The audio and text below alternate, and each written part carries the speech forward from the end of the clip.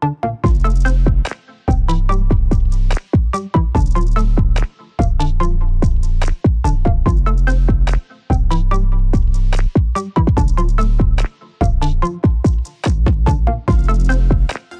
balik lagi Dr. Trivia. Kali ini kita akan membahas tentang proses penjenjangan pembalap motor di Indonesia dari kancah balap nasional, Asia, Eropa, sampai ke balap dunia. Pantengin terus videonya di autorace.id.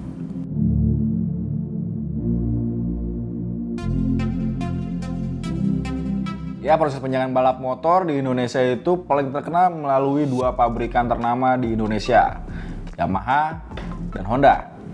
Kita paling akan membahas dari yang cukup lama berkiprah di penjenjangan balap ini tuh Yamaha, karena Yamaha salah satu pembalap yang sudah membawa orang Indonesia ke kancah balap dunia, termasuk Doni Tata Pradipta. Ternyata emang sulit untuk belajar langsung ke balap dunia nih, karena Doni Tata itu langsung dari Asia langsung ke balap dunia dan ternyata belum mengenal karakter sirkuit internasional, sampai akhirnya difokuskan ke World Super Sport terlebih dahulu, lalu balik ke GP 250, lalu vakum cukup panjang sampai akhirnya Doni Tata sendiri sudah tidak sama Yamaha lagi tahun 2013. Lalu setelah lama vakum, Doni Tata Pradipta balik lagi ke Moto2 tahun 2013 bersama Federal Oil Gresini Moto2.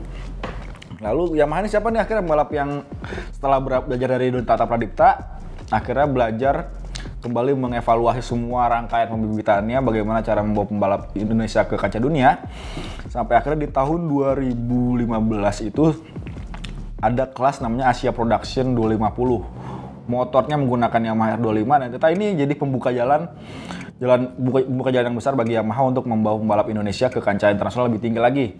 Saat itu ada duet Galang Hendra dan Ray Ratukore di tim Yamaha Racing Indonesia. Galang cukup lumayan, beberapa kali podium, pernah menang juga di India, pernah menang juga di Thailand, sampai akhirnya Galang ini kepercayaan dari Yamaha Indonesia untuk mencoba wildcard di World Super Sport 300. Ini adalah pijakan pertama Galang yang dibawa ke kancah dunia. Waktu itu dia mencoba wildcard, tapi di Jerez dia berhasil menang. Tipis banget, tapi itu emang pertama kalinya dari Indonesia Raya berkumandang di kancah Grand Prix. Galang di World Super Sport 300 cukup bagus, World Super Sport 600 tahun ini dari ini, dan akhirnya kayaknya Galang, bukan kayaknya sih, kan emang Galang pernah cerita ke saya kalau emang dia udah fokus di balap USBK aja mas, lupa di MotoGP, karena walaupun balapannya di mana aja dia tetap bawa nama Indonesia. Akhirnya ini sempat nanya sama ke Yamaha Indonesia, masih fokus ke MotoGP? Masih, cuma tidak melalui jenjangan dari Moto3 atau Moto2, tapi lewat USBK. Jadi kalau dari penjenjangan yang dilakukan oleh Yamaha Indonesia adalah prosesnya dari Motoprix. Oke, jadi penjenjangan balap yang dilakukan oleh Yamaha itu melalui Motoprix atau One Prix dari balap bebek di Indonesia, lalu ada kejurnas IRS yang menggunakan sport, dan di saat yang bersama juga dibawa ke ARRC untuk kelas AP250 dan juga kelas Super Sport 600. Pembalap yang kompetitif di kelas Asia akan dibawa ke yang lebih tinggi nih, mungkin ke Suzuka 4 Hours atau ke World Super Sport 300.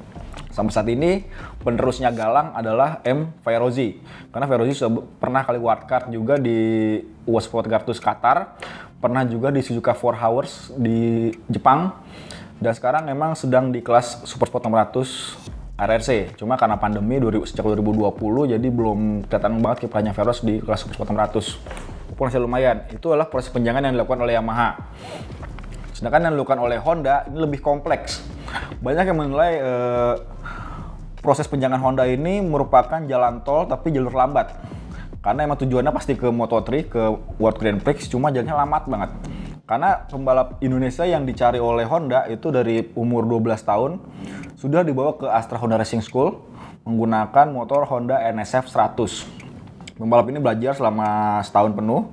Dari yang paling kompetitif di kelas di ajang HRS ini akan dibawa ke Thailand Cup. Cuma 2 orang. Sisanya diambil 5 orang, 2 orang ke Thailand Cup, 3-nya dibawa ke RRC. 2 orang ini akan belajar di Thailand Cup, lalu akan dibawa ke Asia Talent Cup. Asia Talent Cup ini merupakan kompetisi di bawah Dorna yang menggunakan Honda NSF 250R. Jadi yang bagus di ATC akan dibawa ke Red Bull Rookies Cup, Red Bull Rookies Cup juga diadakan bersamaan dengan CFM Moto3. Contohnya kayak sekarang si Mario Suryoaji itu dari ATC sudah 3 tahun di CFM Moto3 juga dan di Red Bull Rookies juga. Nah dari CFM Moto3 dan Red Bull Rookies ini akan dibawa ke Grand Prix, ke Moto3 atau ke Moto2. Yang paling kemarin sudah Moto3 sudah wildcard Mario Suryoaji di Misano dan akan nanti di Aragon juga. Bukan di Aragon, di Misano dan juga di Portimao. Oke, jadi proses penjenjangan balap Honda itu dari paling bawahnya ada Motoprix, One Prix, dan Honda Dream Cup, OMR-nya Honda, lalu dibawa ke Asia Production 250, RRC, atau ke Thailand Cup, lalu naik lagi ke Asia Thailand Cup. Asia Thailand Cup ini menuju ke CFM Moto3 dan Red Bull Rookies Cup. Dari 2 kompetisi ini, pembalap akan belajar mengenai karakter sirkuit Eropa, persaingan dengan pembalap-pembalap luar negeri, yang agresifnya bukan main, lalu dibawa ke Grand Prix. Sejadi nanti akan langsung dibawa ke Moto3 atau ke Moto2. Nah, pembalap-pembalap Honda yang sudah terbukti penjenjangannya adalah Dimas Eki Pratama, Andi Gilang, Giri Salim, dan sekarang Mario Suryoaji. Sekian Autorace Trivia. Jika ada pertanyaan silahkan taruh di kolom komen atau DM di Instagram @autorace_1d. Sampai jumpa di video berikutnya. Assalamualaikum warahmatullahi wabarakatuh.